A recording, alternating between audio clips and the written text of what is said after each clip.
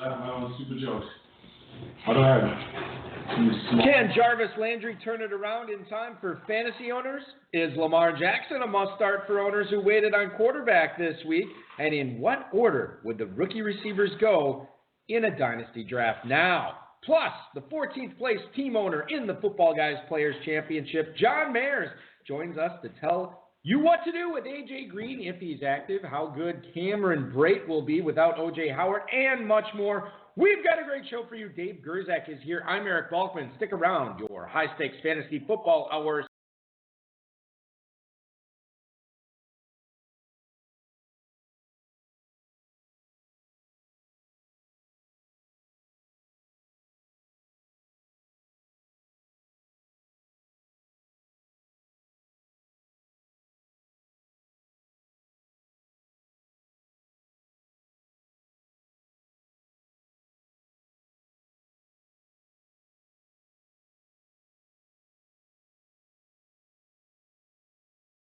World. You are now listening to the most entertaining hour of radio on the planet. It's the High Stakes Fantasy Football Hour presented by MyFFPC.com with your hosts Eric Balkman and Dave Gerzak. The High Stakes Fantasy Football Hour is your home for football analysis from the best fantasy players in the world. And now, because no one else was available, here are Eric Balkman and Dave Gerzak.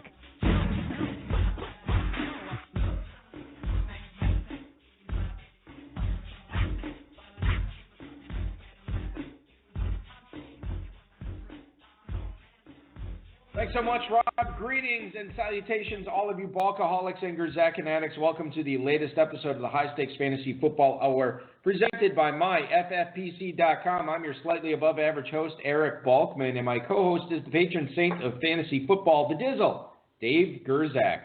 Coming up on tonight's show, does Amari Cooper need to be in your starting lineup every week going forward? And John Mayers talks about his 14th place Footballguys Players Championship team, whether Aaron Jones will have another blow-up game the rest of the way, and much more.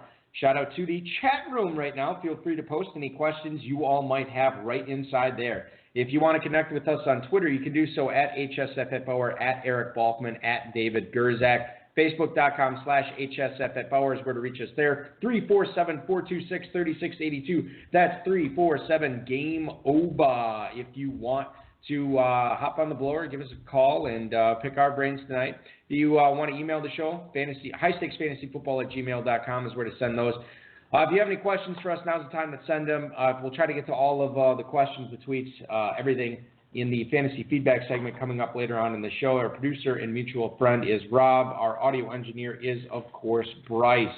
I want to remind everybody, if you have not gotten a chance, because I know it was a busy holiday, new High Stakes Lowdown with Tom Greenwald, who has a top 100 main event team and a former two-time Footballguys Players Championship regular season points winner. You can check that podcast out, rotoviz.com/podcast. Check it out on the Spreaker channel as well for the RotoViz High Stakes Lowdown. Some good stuff in there about, sort of managing your team through the playoffs and how Tom is in the thick of it now after being so close many times in the FPC. He's very close in the FFPC main event. Dave, how was your Thanksgiving? Did you have a good time, sir? Yeah, I'm right here. You don't have to yell. I'm sorry. I'm very excited tonight. Yeah, I can tell. Yeah. It was good, though. Yeah, it was fine. Yeah. Was it just a sort of run-of-the-mill Thanksgiving for you? Did you do anything special this year? Well, we hosted it, which was unusual, so that was an experience. I actually helped a little bit. Like helped with the cooking? Yeah, I mashed up some potatoes and stirred a few things. Good for you. Yeah. Absolutely. Who did the turkey? Or was it turkey? Did you guys have something else? We had turkey and ham. My wife did most of it by, I helped lift the turkey into various things and pull it out of various other things. That's man's work right there. Yeah, I was the one who stuffed my hand into the, pulling out the entrails and gizzards and other, parts, because no one else was man enough to do it, so someone had to be the man and do it. So. And you candied those up, fried them up, and that was dessert. Yeah, no one ate those. I figured as much. Let's get to tonight's guest, ladies and gentlemen. He's been playing fantasy football for 17 years. Primarily plays in Dynasty Leagues and FanDuel right now, but he did place fourth in the Grand Playoffs last year in the SDWC. He also won the Consolation Playoffs 12 years ago in the AFFL, and had he won Week 13 in his individual league, he would have won $40,000 in the Grand Playoffs there. While he plays in numerous leagues a year, this is his first year in the Football Guys Players Championship. And with his lone team in the contest, he sits in 14th place overall with league playoffs underway. Please welcome into the High Stakes Fantasy Football Hour, Mr. John Mares. John, a belated happy Thanksgiving to you, sir. We're very thankful here for you coming on the show tonight. Yeah, can you hear me okay? You are coming through A-OK, my friend. All right, thanks for having me. Well, we're very excited for you to be on the show, and I believe, now correct me if I'm wrong, now I don't know if you know this, John, but we do this show right in the Fox Valley here in Wisconsin, and you are probably just right down the road from us. You also live in the Fox Valley, do you not? Yep, I live in Appleton.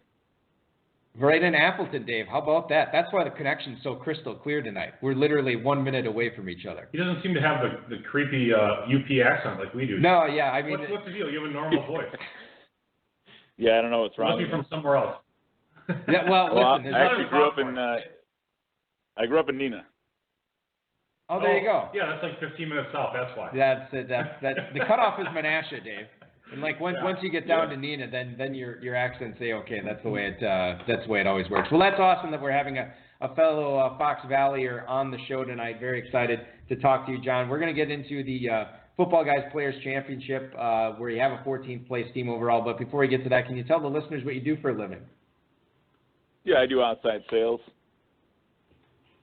Do you have any questions on? Because Dave, you are a big. You're into sales. You love sales. Sales are big for you. I like buying things. You like buying things. Maybe John could sell you something. Yeah. That's. I don't have any specific sales questions. That's fine. I just figured, 'tis the season. I thought you might have something there, but that's okay. Did you get any Black Friday sales? There you go. One question, John. How about that?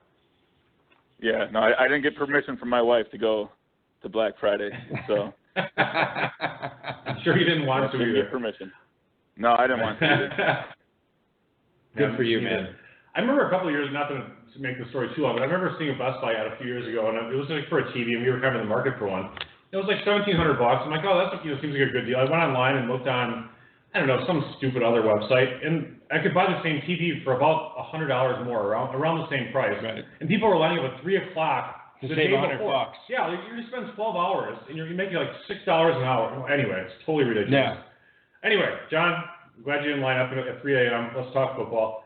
You went wide receiver heavy in your 14th place team's draft before then hitting on some pretty big difference makers at running back later, including Nick Chubb, Connor, Yeldon, and Lindsey off the waiver wire.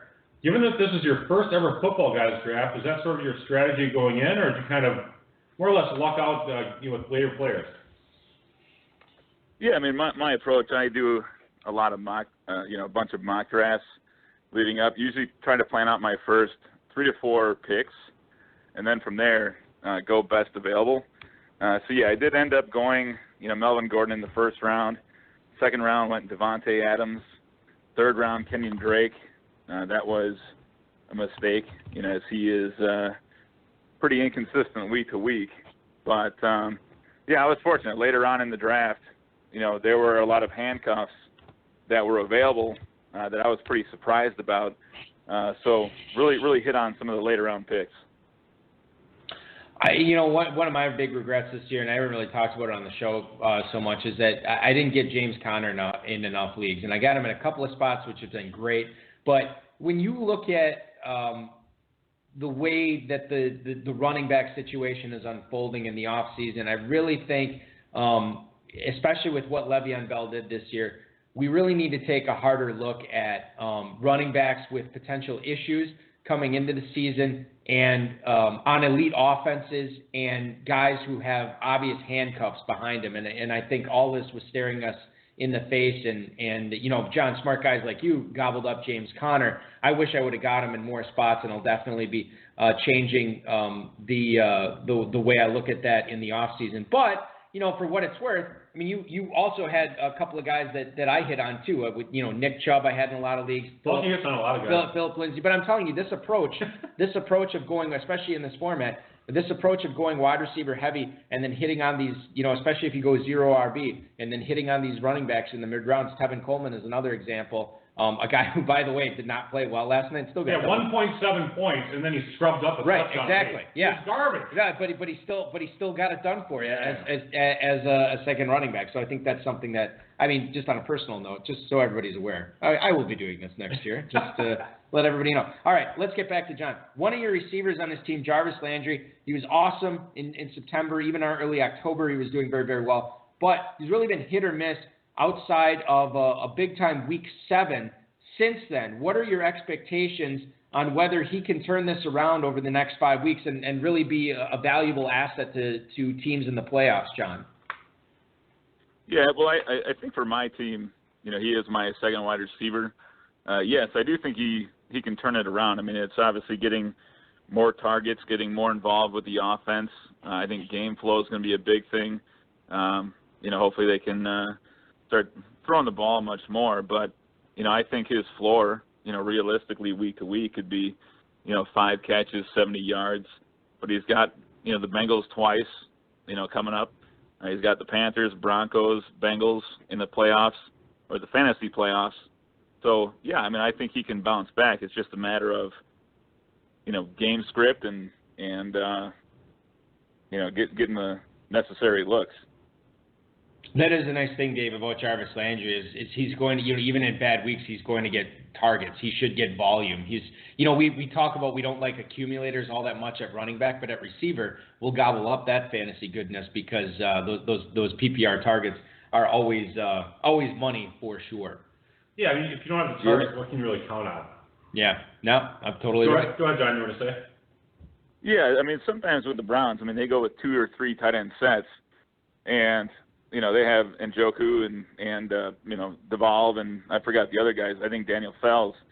But, I think when you have maybe 2 wide receiver sets and you have Callaway on the other side or on the same side, sometimes it's, on the defensive side, makes it a little bit easier to, cover the wide receivers if it's just not 4 or 5 wide.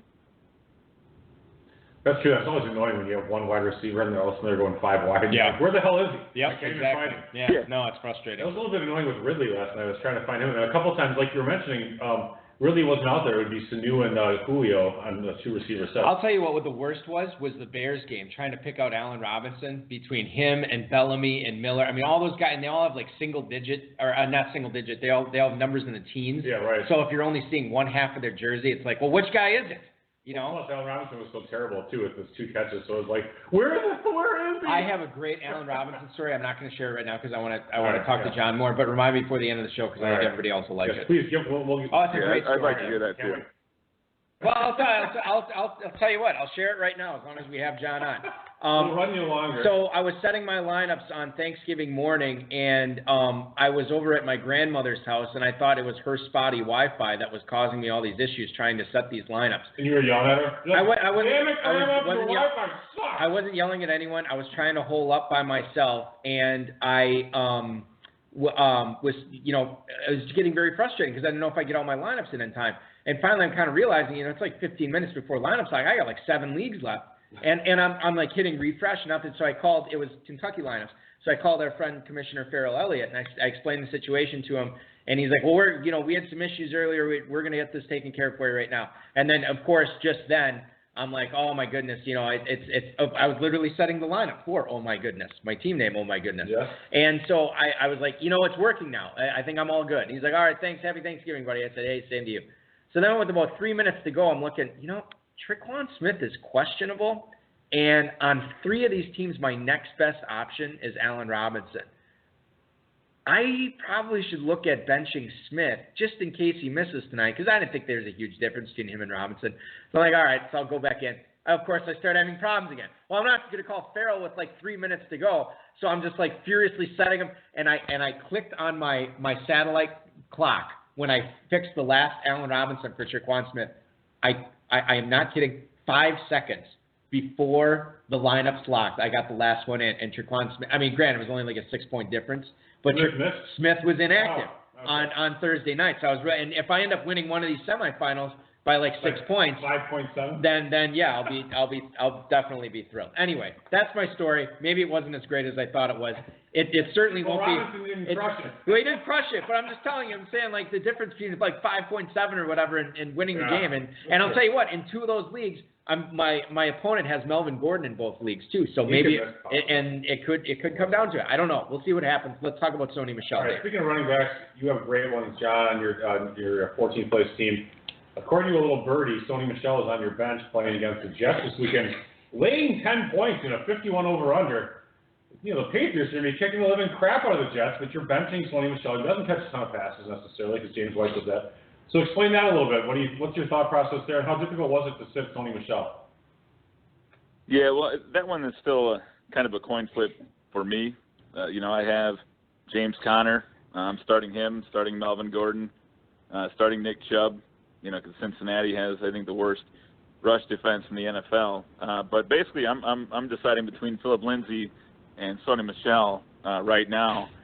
I think with Sony, I think that, if the Patriots are able to get ahead and he's, healthy and they don't put Cordero Patterson as the running back, I think he could, easily have, 100 yards, hopefully 1 or 2 touchdowns unless they, at the 1 yard line, I think 2 weeks ago they gave it to James Devlin, and, I think it was from a yard out. But, yeah, that's a tough one. Patriots are sometimes a tough team to figure out. There's a lot of playmakers. There's playmakers on top of Brady. You have Edelman, sometimes Gronk. He's not been doing great this year, but there's a lot of people to throw to. Josh Gordon, you still have James White, and then you have Michel. So there's so many ways to score. Actually, the over-under is 47, so 28.5 is the anticipated points that the Patriots are going to score. And then the other game is Pittsburgh's -3 and 47. So that game could turn into a shootout. Big Ben on the road just seems like he's always getting it done. So I feel like there's going to be a lot of points scored next year. I think this year, like, he sort of bucked the whole #RoadBen argument. But, man, in years past, I don't know what it is. If that guy... He was 0 last week, and then he scored like 26 yeah, against the Jaguars. I mean, like, it's just... they need to ship his bed from Pittsburgh to wherever they're playing. And maybe if he slept in his own bed, he would we could kind of rid ourselves of this nonsense. Maybe he shouldn't go to the strip clubs on the road as much. Well, I mean, maybe he's going to the strip clubs at home and he's not going to them on the road. You don't know. I mean, I don't know. It's better for him. What he needs to do is replicate whatever he's doing in Pittsburgh. I think that's the key. We're talking with John Mayers here on the High Stakes Fantasy Football Hour. Eric Balkman and Dave Gerzak. John has the 14th place team in the Footballguys Players Championship with the league playoffs underway thanks to the Thanksgiving games yesterday. You find out, let's say, and again, we got some more information on this later this afternoon, but A.J. Green's officially questionable. He has not practiced all week, John. If you find out on Sunday morning that despite all that, Cincinnati is going to list him as active, he's going to be in the lineup, are you playing him with everything on the line, or are you looking elsewhere for production at wide receiver other than Green? Yeah, I think last year, he had 5 catches for about 66 yards and a touchdown, and then I think 5 for 63 against the Browns. So for me, I depending upon who else you have, I would try to, keep him out of your lineup. For me personally, I mean, that's what I would do, especially with the Browns having Denzel Ward. But, I think that'll be a tough matchup. You never know if his injury could flare up in the game. So depending upon what options you have, I would, if there's something better out there that has a great matchup, go for it. Dave, I think I know your opinion on this. You are sitting A.J. Green even if he is active. I don't even think you own him anywhere. I don't own him anywhere, but if he's active, I mean, he's a superstar player. You almost have to play him. But without playing all week? With Denzel Ward? Well, did he practice? He didn't practice. He did not practice today. He's not going to play. It doesn't really matter. Okay. All right. It kind of sucks. I have Boyd going in a few spots, and Boyd is not a guy. Boyd needs Green. You'd rather start, but I mean, you're still playing Boyd even if Green. Yeah, most likely. I mean, I'm not going to bench him. It's one of those things. I got you. All right. Fair enough. Let's talk about move on and to my boy. Yeah, Balky's boy, Jameis Winston. Jameis Winston is back at quarterback for the Bucs. Not taking Uber. He's riding Lyft. O.J. Howard's out for the year. Cameron Brate. Maybe he's yellow. He might be yellow cabbing it. Maybe Lyft got wind of what he pulled in the Uber and they banned him too. I don't know. Maybe. If you get banned on Twitter, you usually get banned on Facebook. That's how the That's how the bots work? That's how the conservatives get banned all the time. All right, well, let's not bring that I'm just telling you. Okay, fair enough. Anyways, Cameron Brate, top 10 tight end the rest of the way for you, John. Sorry. Yeah, easily. For me, O.J. Howard was, I think, 7th going into the season, depending upon scoring format. But, I think he's got some decent matchups coming up. I know they play the Saints. Saints do a good job against the tight ends, so that'll be a tough one. Ravens, that'll be tough as well. Cowboys. He's got some tough matchups, but they don't have anybody else.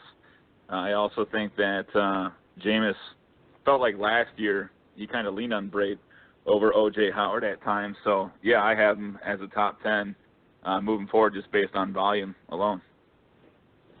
Yeah, and I think the Niners matchup this week is good. He gets Carolina at home next week. I think that's also solid as well. The thing of it is, it's like, and we talked about this even when Jameis Winston was coming into the pros, that he loved throwing to Nick O'Leary at Florida State. He's always had this connection with Cameron Brate. Obviously, no O.J. Howard to gum up the works right now. So if you and the other thing that we didn't really talk about too much is the tight end landscape is so bad right now that, Cameron Brate is probably an upgrade for 60, 70, maybe even 80% of the teams out there right now if they were able to get him or keep him on their roster this whole time. He wasn't out there in a whole lot of leagues, especially in the FFPC format. But certainly he's going to be a big-time upgrade and a good flex going forward as well as if you already have, Ertz or Kelsey or somebody like that, Dave. I just want to remind everybody that Cameron Brate on March 12, 2018 signed a 6-year, $41 million contract extension. 6 years. That's insane for a backup tight end. Yeah. But he's getting paid like a starter, so you should darn well produce like one. And this was what, 15 months after they had drafted O.J. Howard? Yeah. They signed him to that? Yeah, it's pretty crazy. That is pretty crazy. That's for an econ major from Harvard. That's the type of contract you're on. Well, listen, maybe he might have negotiated himself. I hope he did. I hope never know. Well, no offense, Farrell. Yes, if Farrell's listening, yeah. Give us, John, your scouting report on somebody who was basically kind of little known up until this past week, Ravens running back Gus Edwards. Did you bid heavy on him in any of your leagues on Wednesday night? And how good do you think he's going to be the rest of the way for fantasy owners? Yeah, I actually did not bid heavy on him. I think that, with the production that he had, he was playing against the Bengals. If you watch any of the tape, some of the holes were fairly large. So, I thought he was able to. But I think he's more of a north-south runner. I don't think he is going to offer too much in PPR, personally. But, yeah, I did not bid on him. And I think when you look at coming up here, they have the Falcons, Chiefs, Bucks, Chargers. Those are all good offenses, but also – some of them are fairly suspect on defense, but I think some of those games could even, get out of hand, even though, the Ravens have a good defense themselves. But personally, I did not bid highly on him, and I think he could do well, but I also think Alex Collins is not going anywhere, as well as Buck Allen. That was my next question is if you owned Alex Collins after what you saw last week, what Edwards did, what Collins did, are you given any pause when you think about, do I start Alex Collins this week? Am I worried about the volume? How do you handle Alex Collins going forward, believing what you do about Gus Edwards? Yeah, I think you kind of handle Alex Collins the entire year. If you have better options out there, play him or play them, just because I don't think he's had the volume. He's had a couple good games, but he's also had some games where, like I said, if you have other options out there, I would go for that, because that is looking at a committee, and I think that, moving forward here, especially it'll help when Flacco comes back, if that'll open up the offense, especially with some of the teams they're coming up against. But I try to avoid at this point, because I actually have Alex Collins on a couple of my dynasty teams, and I picked him up as a free agent, I want to say a year or two ago. And, I am not starting him at all this weekend. Ravens obviously get the Raiders this week. In League Championship week, they will go to Atlanta to play the Falcons, and then in the sprint, they're at the Chiefs, at home against the Bucks, and then they go to Los Angeles to play the Chargers. So that is the schedule you're looking at if you are a Gus Edwards owner or an Alex Collins owner, Dave. Yeah, my opinion on that is, first of all, this is a lot of times you get these owners that are cheap assets throughout the entire season. Right. And they sit there with their money left, and they're hoping for a dream, and they finally got it. They got their Gus Edwards. So you spent your $400. Congratulations. You waited all this time to get him. Right. Well, the coach didn't say, Harbaugh didn't say it, like, hey, Edwards is the guy this time. He said he came out, he did great, this and that. You don't really know for sure how he's going to use it. What if Edwards fumbles right away on a second or third carry, which could happen? Or is the guy's lightly used? He could get injured pretty quickly or easily. Or definitely not start Collins, but I wouldn't feel too confident starting Edwards. I mean, I know he's the guy to start up between the two, but I wouldn't feel that great about it. And like John said, how much of it was the fact that these holes were just, flat out wide open against Cincinnati, who, by the way, is on pace to be one of the worst defenses in NFL history this year, too. I mean, there's something to be said for that. Anyway, moving on. All right. John, any final comments on that one, John, on Edwards? No, I agree. I mean, I think it's a little curious. I mean, I actually like Alex Collins as a runner. I think he runs hard, but yeah, I mean, I don't know why I don't even remember what he got for carries, but I know it wasn't significant. But yeah, I'm leery on Baltimore running backs right now.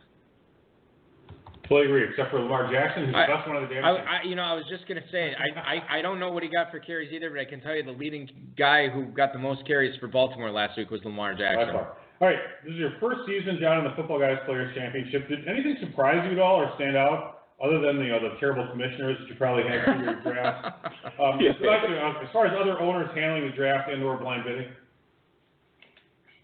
Yeah, there was a commissioner that we had that actually – I think I texted before the draft because I noticed the 920 area code, and I thought he was quite rude and horrible commissioner. And I don't know if I'll be doing FFPC next year because of that, because of my experience. Yeah. That could be right, to be honest. It could be either one. Honestly, this is what we call John's opinion here is the 99%, and he is in a long line of people that. Are just fed up with myself, Bryce, and all the other yahoos that are handling these drafts. No, I think it was weird. So. Oh, there you go. I was just kidding, but no, I thought the draft was what went well. I did feel like even with the 1.5 PPR, 4 tight ends, that some did reach for that. In terms of blind bidding, I play quite a bit of leagues every year. And every year, I mean, you have some people that blow their money right away, some that hold it. For me in the FFPC in my league this year, I actually had about $500 left, and I actually spent a bunch on Jameis Winston and Matt Bryant, who kind of laid an egg last night. But, no, I wouldn't say anything surprised me. It was very well run, and I really enjoyed it so far. Look at all the value they let fall. Oh, yeah, obviously, yeah, no question. Hey, do you remember how much, just offhand, John, do you remember how much you paid for Philip Lindsay early on in the season when you got him for blind bid? I mean, was it like $200, $300, $400, or was it more? Do you remember ballpark? No, I got him from cheap. Let me pull it up. It wasn't a lot. Yeah. Because I remember. Yeah, that's funny. He was a guy. Yeah, he was a guy that I don't recall how it happened. He was either like second or third on my list, depending upon the week. But I know a website that I check out quite a bit was very high on Philip Lindsay, but I actually feel like I got him at a very good price.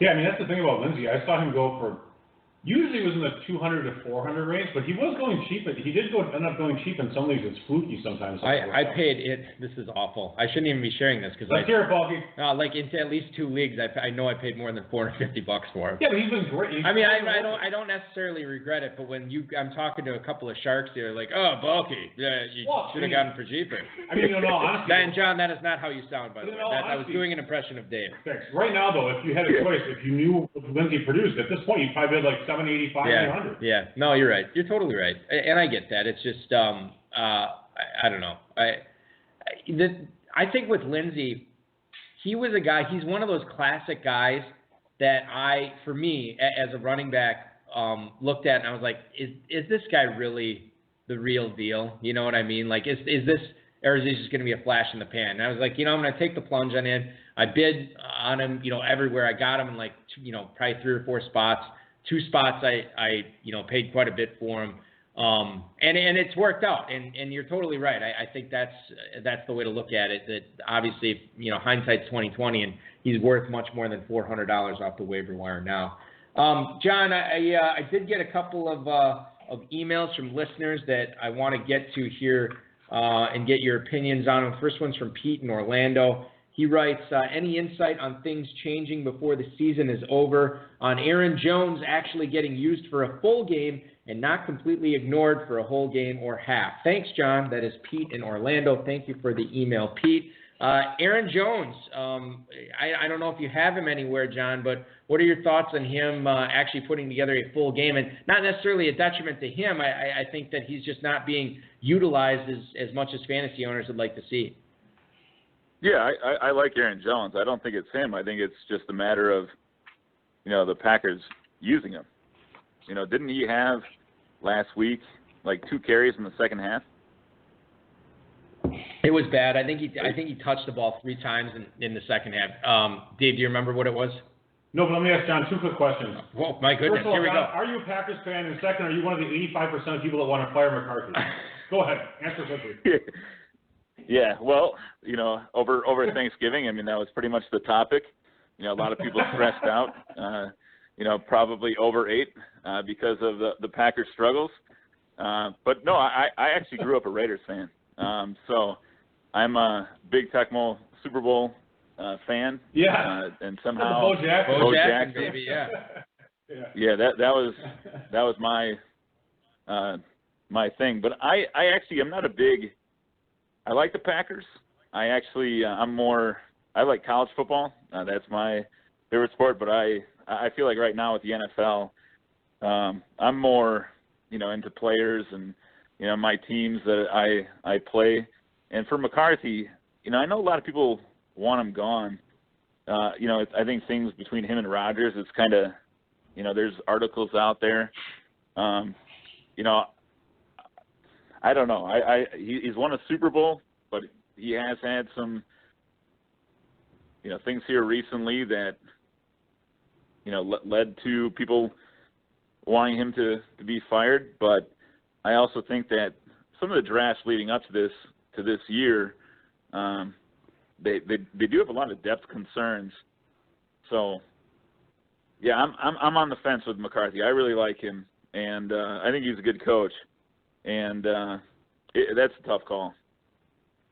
I will say that if he is let go by Green Bay, if he doesn't want to be, he won't be unemployed for long. I'm sure there's many a franchise out there in the NFL that would love to have him as a head coach going forward for sure. Hey, John, let me ask you this. As long as I have you, and I know that you're a big college football fan and you're also a big dynasty player, are there any players that you've seen this season that you're excited about drafting in the top half of dynasty drafts this upcoming May? Yeah, all Notre Dame players. So no, you don't want to do that. But yeah, obviously you have Metcalf from Ole Miss and Brown. I'm not a big fan of the players coming out. Obviously you have Harris from Alabama. The running back from Stanford. He struggled this year with injuries. I really don't have. I like Noah Fant from Iowa, but I really don't like this next class coming out in terms of dynasty. So I've actually, in many of my leagues, dynasty-wise, I've actually sold or traded my first. Interesting. That's something I might have to look at doing, Dave, in some of the leagues that we participate in, for sure. This is the hype hasn't quite started yet. Just wait. All right. The combine will be coming, then some guy will run a 4.35 and be like, "Holy crap!" And I'll be fawning all over him, trading. Hosanna, whatever. Exactly. He's the greatest thing since Jesus Christ himself. Everything like that. Right. One more email here for you, John. Walt in Pittsburgh. I'm scuffling with my second flex this weekend. Do I go Kiki QT, at home on Monday night tonight against the Titans, or do I keep Marquise Goodwin in the starting lineup at Tampa? Need the win to gain an upset into my FPC title game. That is the email from Walt in Pittsburgh. Thanks so much, Walt. I just did see right before we went on the air, Pierre Garçon is expected to miss this game against the 49ers as well. But if you had your choice, QT versus the Titans or Marquise Goodwin in Tampa, who would you be playing out of those two guys? Yeah, that's a tough one. I feel like you could flip a coin on that one. If it were me, I don't know if you could trust Goodwin. Yes, he is explosive. He may, end up with a 70-yard bomb. But if it were me, I'd probably go QT. Dave, where do you fall in on that? He was great. QT was actually, if you look at him versus Demaryius Thomas, it wasn't even a question who was the second receiver in that offense. QT he might have had double-digit targets. I feel like he had, like you said, John, like 6 or 7 catches, something like that. And Goodwin is kind of like, Nick Mullins really loves throwing at George Kittle, and outside of him, I don't know who I would trust in that offense. Dave, if you had to make that choice, QT versus the Titans or Goodwin against the Buccaneers, and that hapless secondary, which one would you go with? I'd probably go with QT, actually, just because he's got some recency, some targets recently. And I just think Goodwin was overrated. He was overdrafted. He was a 4th-round pick in a lot of leagues, or 5th, or wherever he was taken. Colossal bust for this year. I just don't think he's all that great of a player in general, so I would take QT there.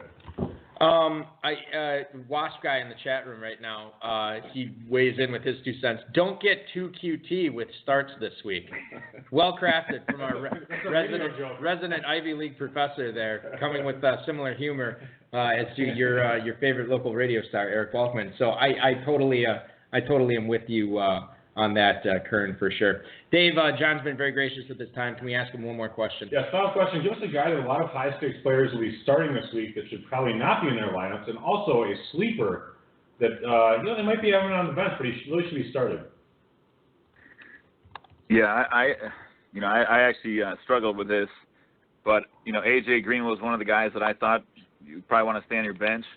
I actually have 3 guys that I wrote down that, you can't sit them, but I think that they may not post as much production as you would have thought. The 3 that I have is DJ Moore, James White, and then Stephon Diggs.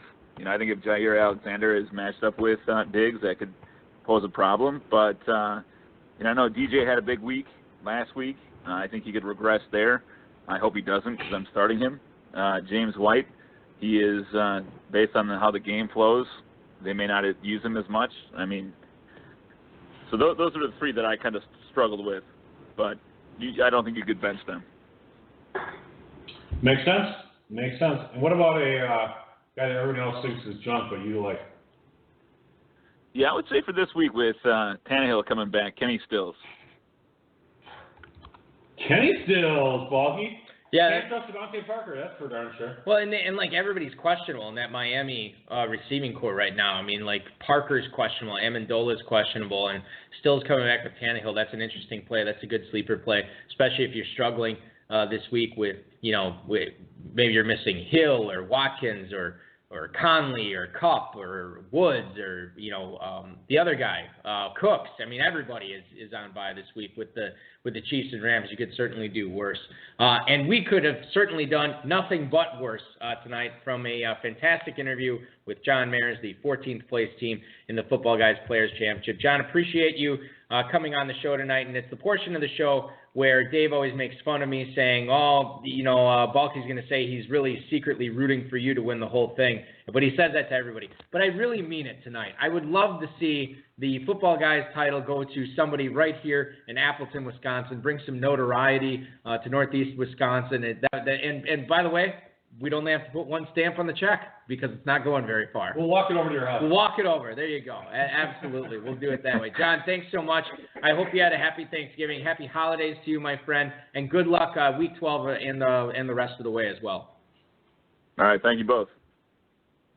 John Mayers, ladies and gentlemen, 14th place in the Football Guys Players Championship heading into we're in the midst of week 12 right now. When did the Saturday game start? They don't start next week already, do they? I don't think it's quite that early. I'm guessing I don't know for sure. I'm thinking it's week 15. I feel like it's the week before Christmas. Okay. I know Christmas is always. Oh, yeah. No, you're right. I think it is week 15. Christmas comes a week early always. Yeah. Did you also see that the Saints have back-to-back Thursday games? They played the Thursday night game on Thanksgiving. Their opponents are Thursday also had played. Who are they playing? That I couldn't tell you. The team they're playing on Thursday also played this Thursday, so it's a. Oh, it might be the Cowboys actually. Yeah, so they both played. So that's kind of good scheduling by whatever computer program. It is the Cowboys. Once again, the NFL getting it right, just like everything they do. They're pretty outstanding. I think after the Ray Rice thing, once they did that right, and everything has been uphill. It's been some sort of hill since then. Did you read that article on Adrian Peterson about how he's still hitting his kid with a switch? No, I did not. So, I was reading this article and by the way, if he's still doing that, the first time or first few times didn't work. The kid's still misbehaving. Well, he's talking to him. He's doing other stuff. He's putting him on timeouts. He's making him do wall squats, I guess, now is another thing. What is this, the most misbehaved child? Well, he's got several kids.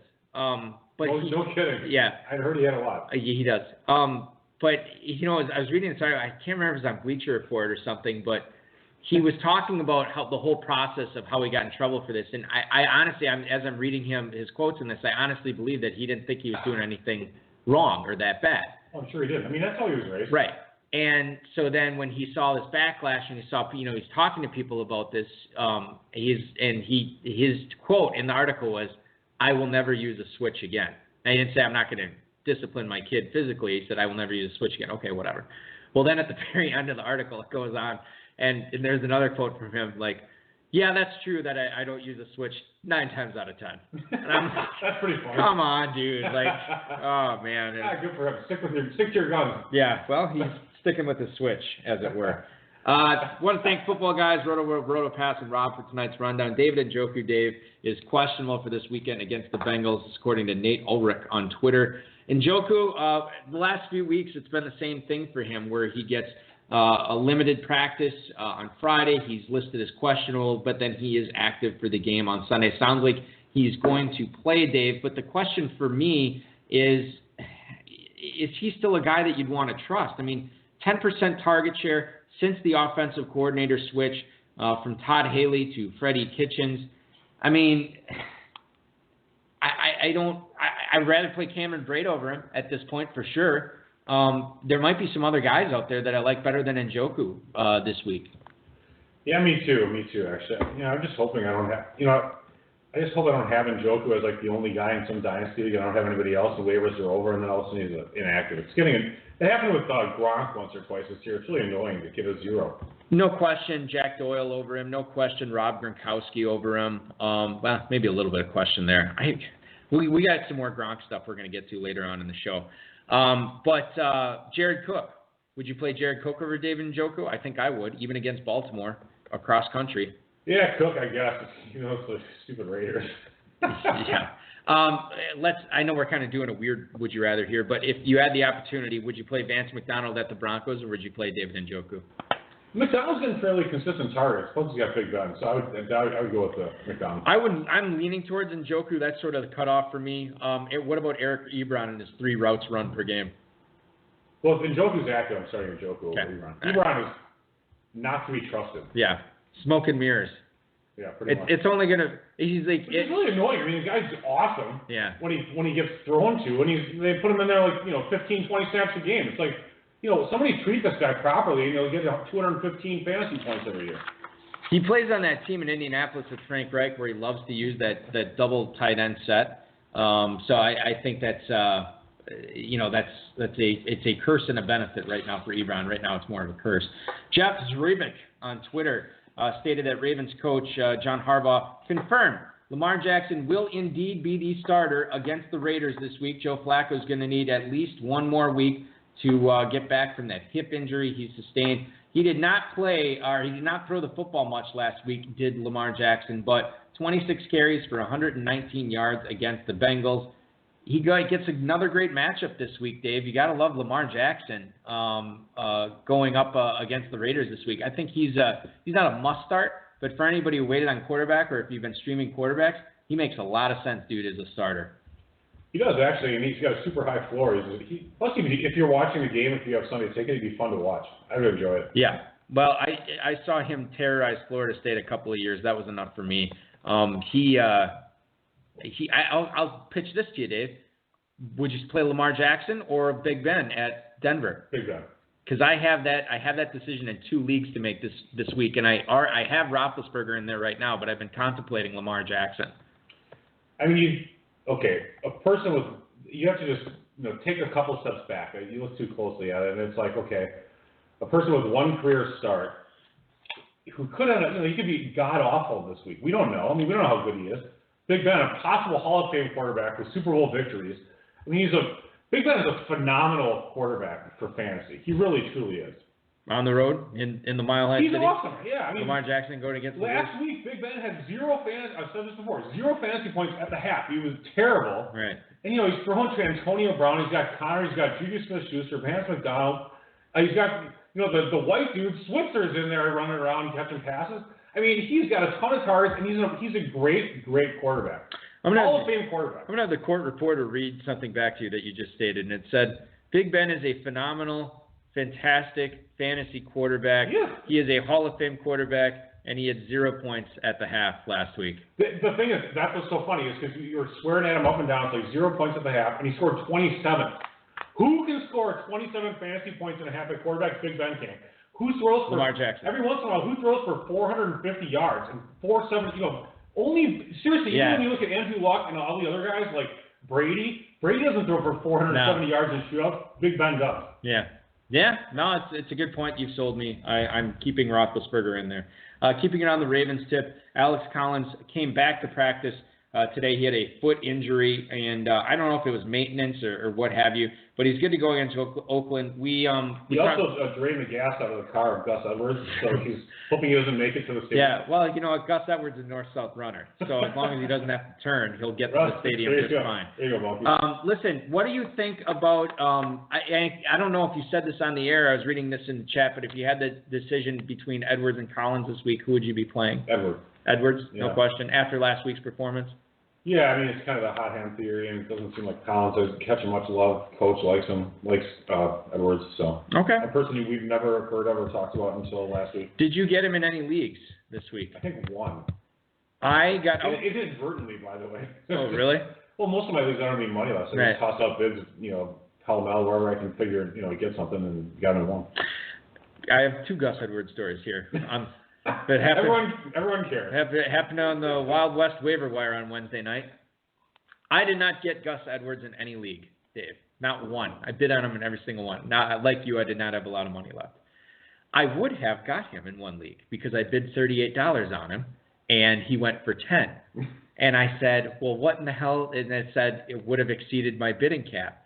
And I realized that was the league I had. Alex Smith is my only quarterback. Oh, yeah. And I bid $38 on Jameis Winston as well. I only had $40 left to spend. That's good. I had to get one of them, so I got Winston. Next time I spend for Winston, $2. Yeah. Probably. In another league, I had like $600-some. This is a Kentucky main event where it's the opening league playoffs, right? Yeah, and your team was so awesome, you needed to bid anyway. I did need to because my quarterbacks always suck. Oh. My quarterbacks this week, you guessed it, Mitch Trubisky and Matthew Stafford. I'm like, I need an upgrade here. Right. This is not going to get it done. So I bid like $500-some. I think this is. Did you have both of those guys bent? I'm sorry to interrupt. You got both. Yeah, I didn't play either one of them. Right. I played this guy. I bid like $500-some on Jameis Winston, and I got him. No kidding. Next closest bid was like $100-some. That's pretty good then. But the thing is, like, there was other people in that league with skin in the game that had more money than me. Mm-hmm. So I was like, well, they could probably spend on like Gus Edwards or whatever, and then still screw me over on Winston. So I wanted to make sure I got Winston, and I didn't get Edwards in that league either because I overspent on Winston so much. Here's a trivia question for you, which you're about to say the answer to. Okay. Which quarterback duo has wasted the most waiver dollars this entire season? Tampa Bay. Yeah, exactly. With idiots Fitzpatrick and Winston. Oh, $80 on Fitzpatrick. Oh, $150 on Winston. Back and forth every other week. There is one league in Kentucky where I started off 1-6, and I've been just playing the quarterback roulette between those two guys. I'm the one who wins them every single week. You're the only one who wants them. Because I'm the only one who needs it. Everybody else was smart about quarterbacks, and I wasn't. And I ended up finishing the league 5 and 6. I obviously missed the playoffs, and you're rostering like Ty Montgomery instead of keeping both quarterbacks. Well, that was the league I got. Excuse me. I'm sorry, Thanksgiving hangover apparently.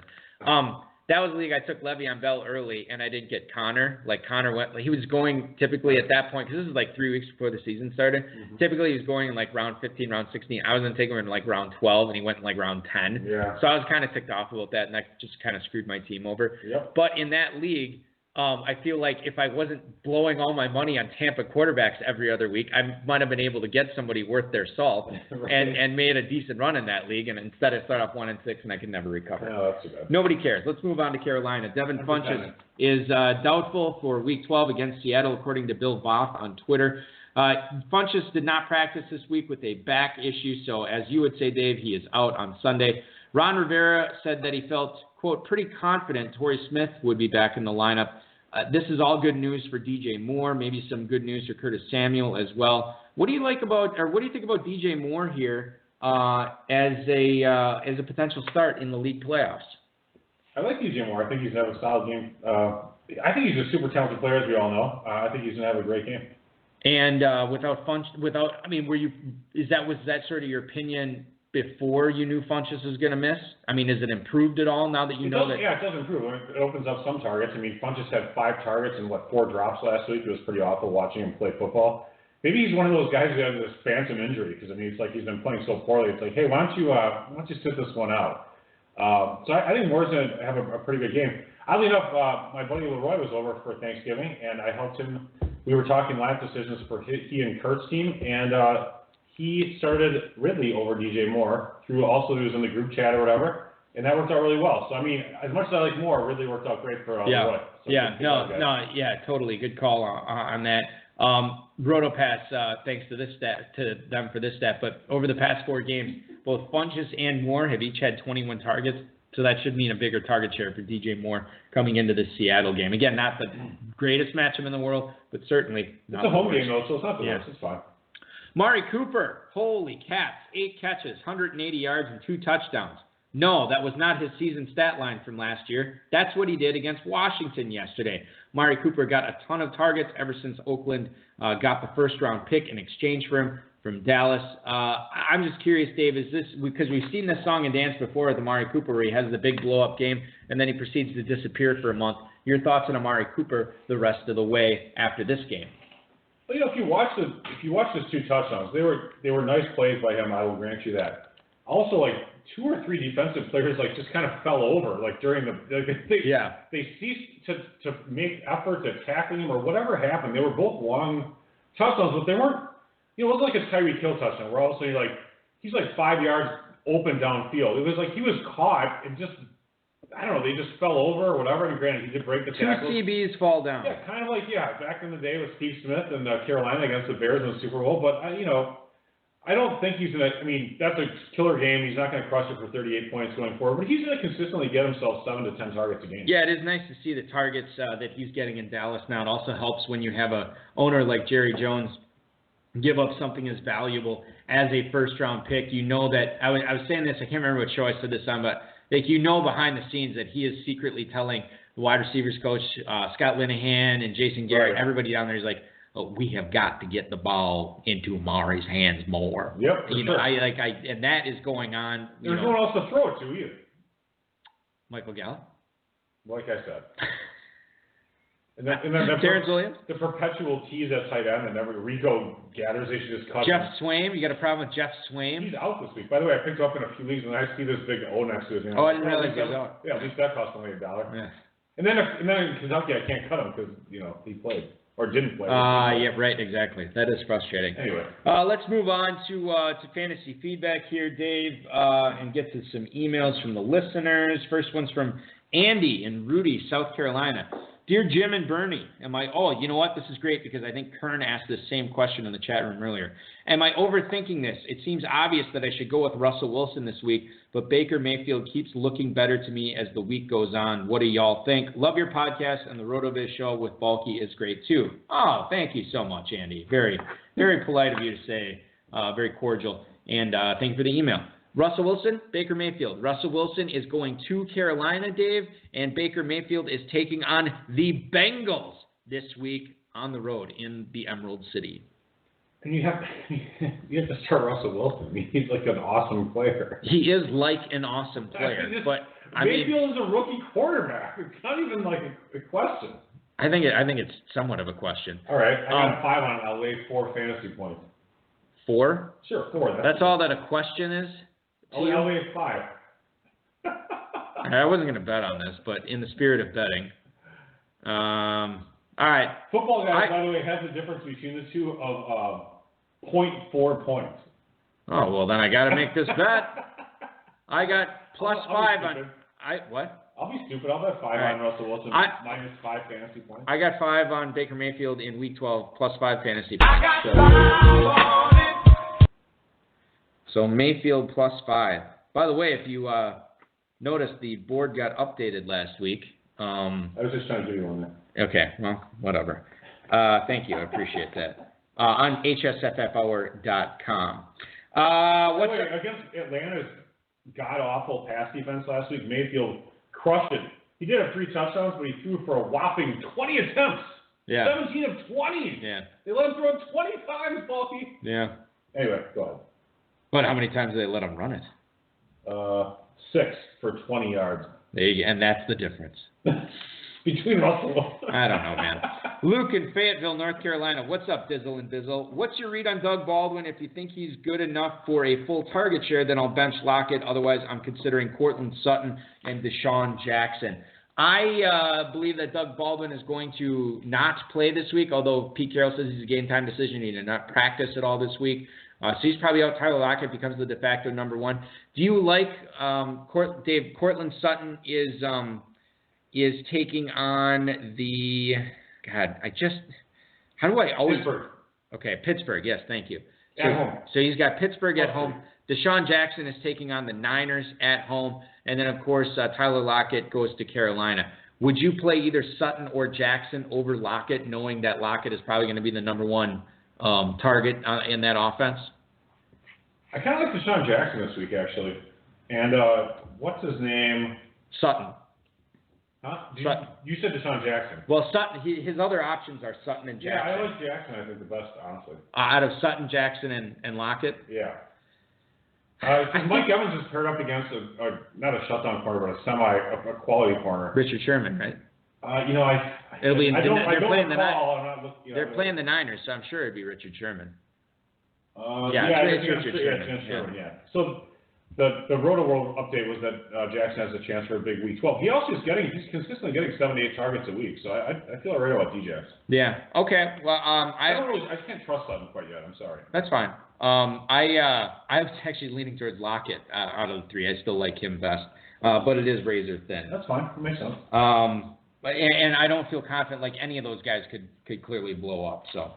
Or they could all be. Or they could all suck. Dan in Oak Brook, Illinois. I can't believe this is even an option for the Packers, but it seems like Jimmy Graham could actually play in a must-win game for the Packers and me in fantasy. Yeah, I'm glad I cut him in a couple weeks. Is he worth waiting around on? Otherwise, I could play Seals Jones, Goddard, or Dave's buddy James O'Shaughnessy. TIA, Dan in Oak Brook, Illinois. Dave, your thoughts here on Jimmy Graham. Mike McCarthy came out today and said that Graham actually looked pretty good with this. He has an appendage, I believe they called it, or some sort of apparatus attached to his thumb. He looked good catching balls. I don't know how he's going to block with it, quite frankly, but it sounds like he is going to give it a go on Sunday night. But if he doesn't play, you're kind of screwed. You're probably not going to have Kyle Rudolph as an option. I don't know if you want to pick up a guy like Lance Kendricks. It's Jonnu Smith might be available in some leagues on Monday night. But is there a question, or what do you say? So the question is, Jimmy Graham, is he worth waiting on? His other options are Seals Jones, Goddard, and O'Shaughnessy. I'd probably start Seals Jones. over Graham. Yeah, Goddard, you can't start Goddard. You really probably shouldn't start O'Shaughnessy. He didn't really do much last week. Okay. And Seals Jones gets some targets. Yeah, I guess. I mean, Graham, by the way, even when he's healthy, when he has two, I was just going to say that Graham, when he's had two healthy thumbs, hasn't been all that great. So yeah, you make a good point. I was just here. It's like, who gives a crap? You can get 3 catches for 40 yards. You're praying and you're happy unless you have, the good guys, the 3 or 4 good players. Right. Yeah. Let's move on and go to Jeff in Cuyahoga. No, this is not. Who the heck is this? This is Jeff in Cleveland. I'm sorry. Okay, this is going to be a good one. With nearly a full season under their belts, would you change the order in which the rookie receivers good question. were drafted this past offseason in Dynasty? That is Jeff in Cleveland. This is for Dynasty purposes. Yeah, so now what I did was, thanks to our good friend Darren Armani at FantasyMojo.com, I went and looked at what the order was for FFPC rookie drafts to see what the order the receivers were in. Yep. And I have the top 16 here. I don't know if you want to go. 16. Okay, we don't have to go that deep. How deep do you want to go? Ooh. How about the ones that are making an impact? Okay. DJ Moore was number 1. Calvin Ridley was 2. Yep. Christian Kirk, Cortland Sutton, and Michael Gallup. Those are your top 5 in the FFPC. All right, hang on 1 second. And then so we also QT's in the mix somewhere there, right? Yeah, he was number 13. 13. Who else is doing anything? The only other guys I think are worth bringing up. Sharp's doing next to nothing. Yeah, Anthony Miller at 6. Yeah, Miller's doing something. Tre'Quan Smith at 9. Yeah. And I would say that's it. Marcus Valdes-Scantling obviously is on here somewhere, but he was not in the top 16. Okay. So how would you change anything here? Yeah, I think I would. All right, let's hear it, Dave. If you were looking at, if all the receivers were available to you, and you had the opportunity to draft whichever one you wanted, who would it be right now? I don't think this is going to be the opinion everyone else shares, and that's okay. But I would still take DJ Moore number 1. All right, I don't think that's. I think that's fine. I think it's very close with Ridley. I think Ridley's totally outperformed my expectations. I think he still has Julio, and I think he still has Julio for a couple more years on that team.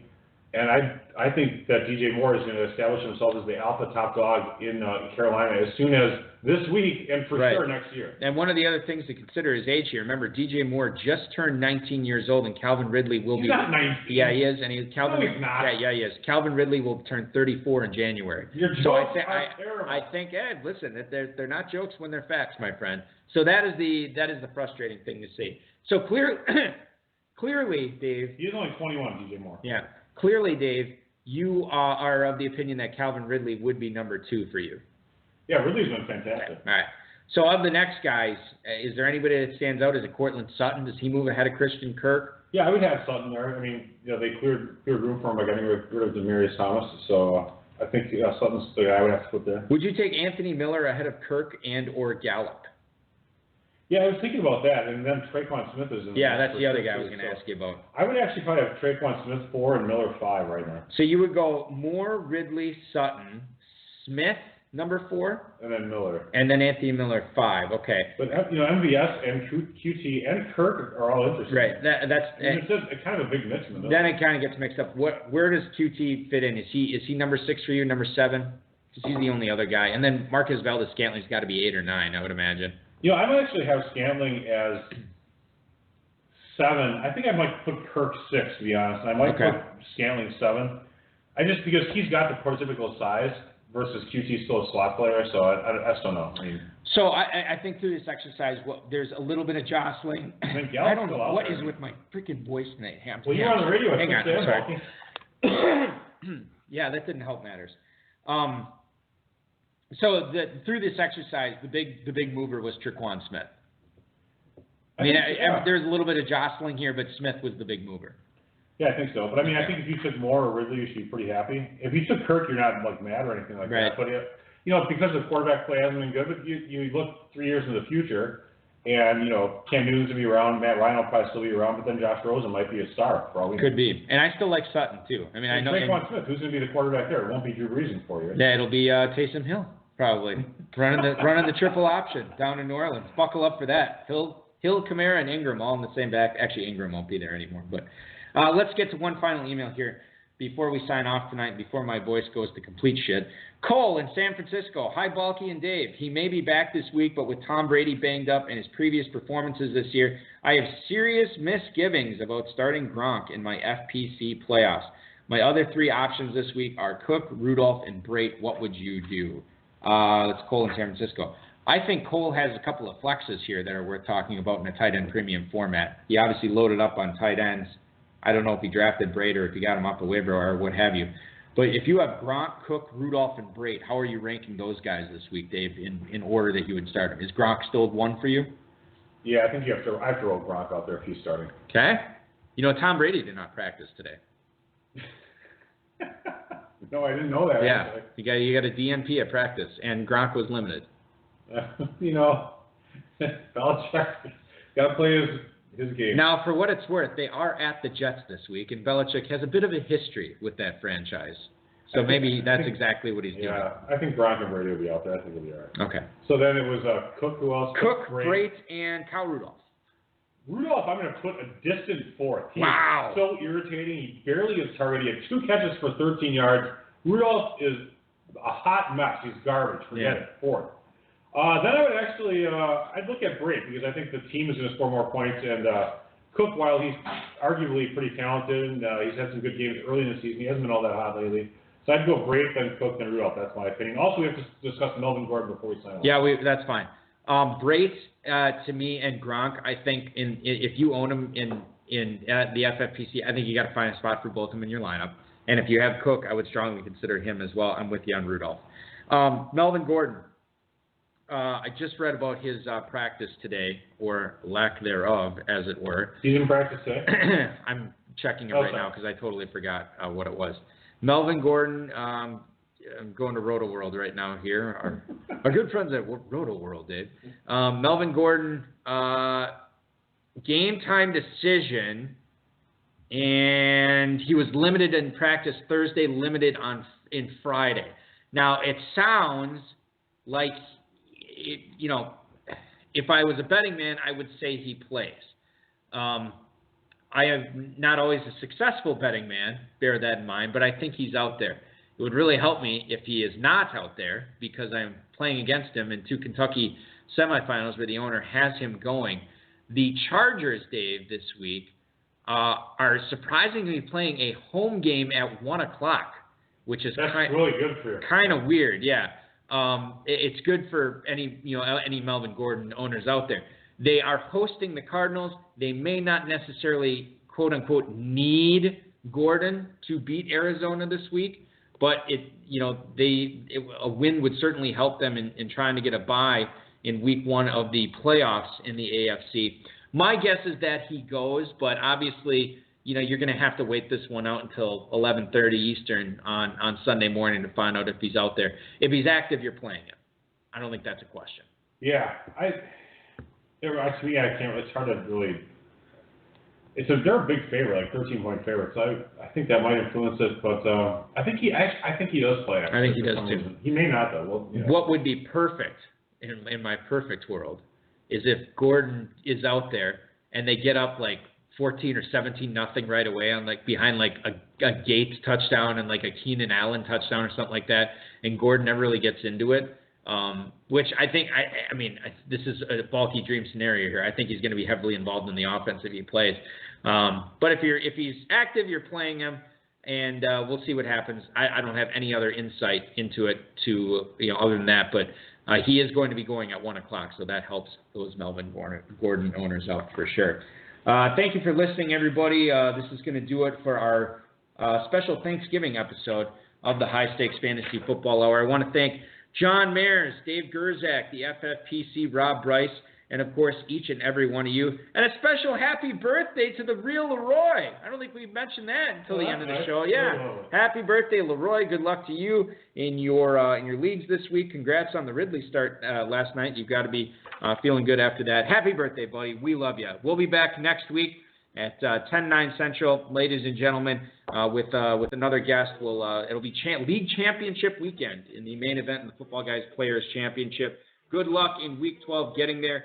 in the main event in the FPC and enjoy all of the games. I hope everybody had a wonderful Thanksgiving.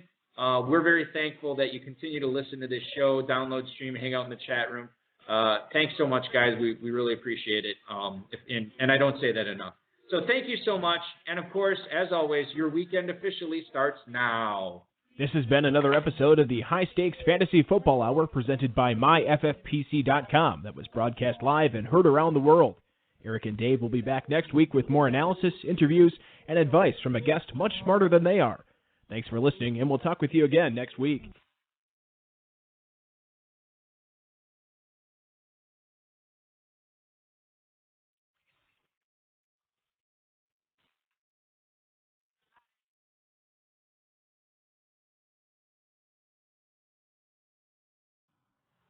All right, so there's some discrepancy of when the Chargers actually play. Now I go to a different site, and it's saying that they have the 4 o'clock game, which is even worse.